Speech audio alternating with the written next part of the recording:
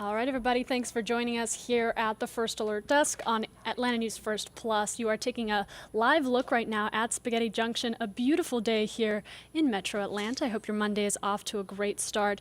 This is a series we like to call Catch Up Quick, where we catch you up on the latest news making headlines in and around the metro area and a little beyond.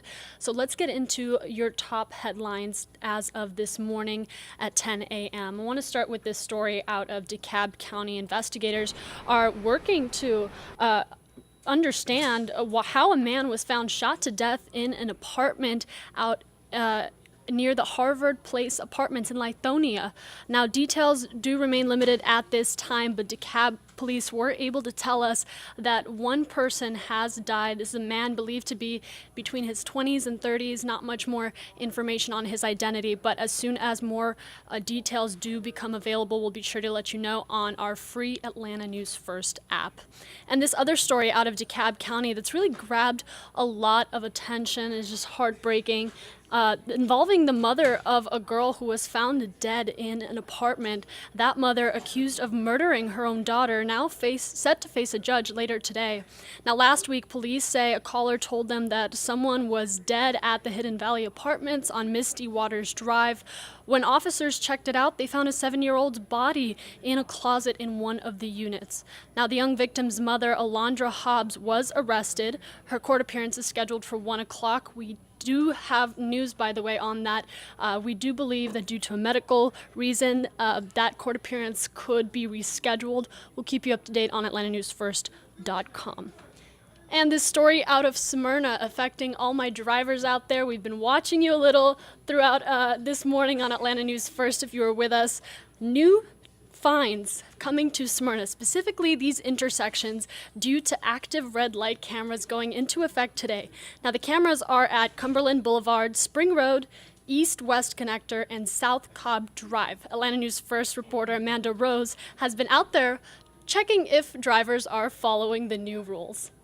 Good morning. I can tell you I've already seen a lot of people speeding across this intersection here on Spring Road and Cumberland Boulevard, making this sign all the more important, which stresses there are red light cameras out here today and they are activated.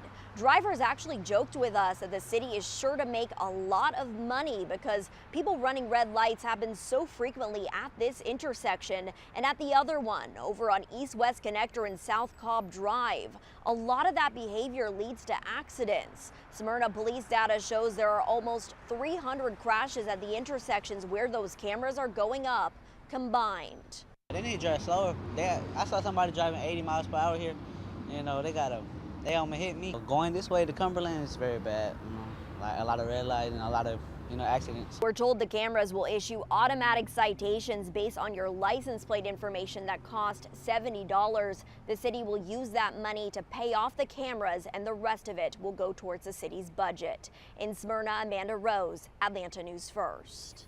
Yeah, you heard that right. Make sure that if you're passing through this area, and really in general, that you are watching your speed limit, you're stopping at red lights, and you're practicing safe driving. Now, the story that is really starting to catch a lot of attention and has caught attention since we first broke it to you last week. All this news surrounding the Chattahoochee River and its partial closure due to concerning levels of E. coli. Well, now this morning we have discovered the leak that caused the sewage spill that led to these bacterial levels.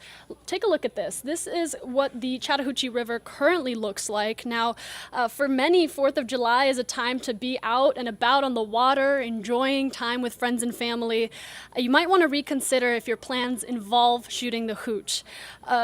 The riverkeeper, Chattahoochee Riverkeeper, confirms to us that there was a sewage spill originating from a water treatment plant in Roswell. Now, that spill did lead to E. coli levels found in portions of the river, and now those portions are closed. So if you're wondering where exactly you can and can't access the Chattahoochee River, you might want to consider that 11-mile stretch starting from the Nature Center all the way downstream to Whitewater. That is where that closure currently exists.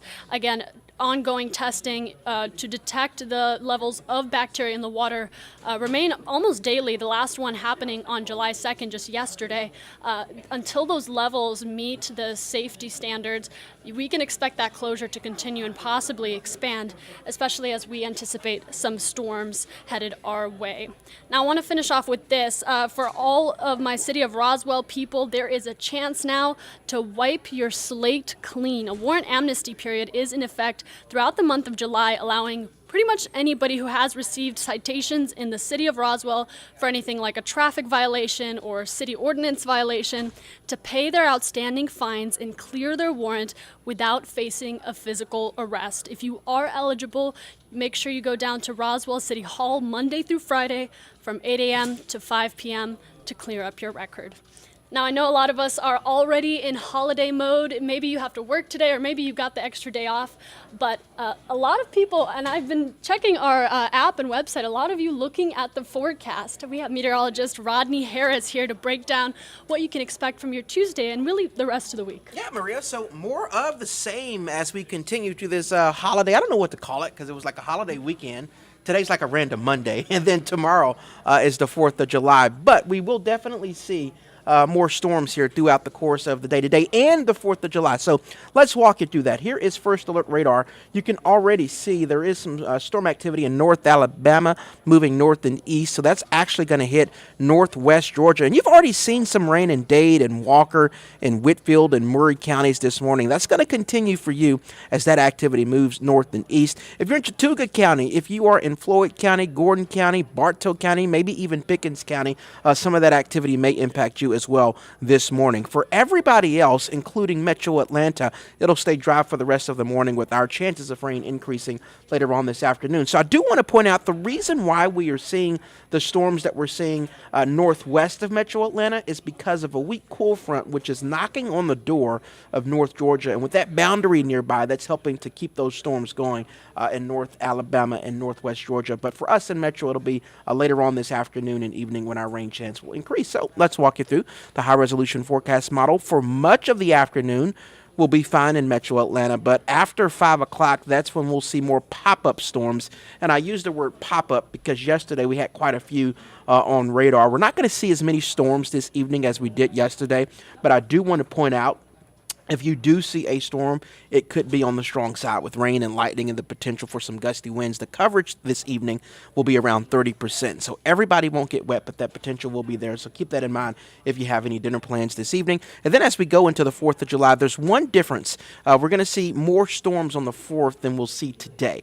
So today's coverage is only 30%, but tomorrow we're going to increase that to 50%. Tomorrow morning will be fine, and tomorrow at lunch will be in good shape. But notice by tomorrow afternoon, we start to see more of those pop-up storms developing, and unfortunately, it does look like they will continue until the evening. So if you have any fireworks plans or any barbecues tomorrow, definitely have that umbrella nearby because your coverage of rain will definitely be there. And like today, any storm that does develop will have the potential of producing some gusty winds. So as you plan your 4th of July in the morning, it will be dry, but storms are possible in the afternoon and in the evening. So you'll definitely want to have the First Alert Weather app ready to rock and roll just in case we see those storms. So that's pretty much your forecast for the rest of the week.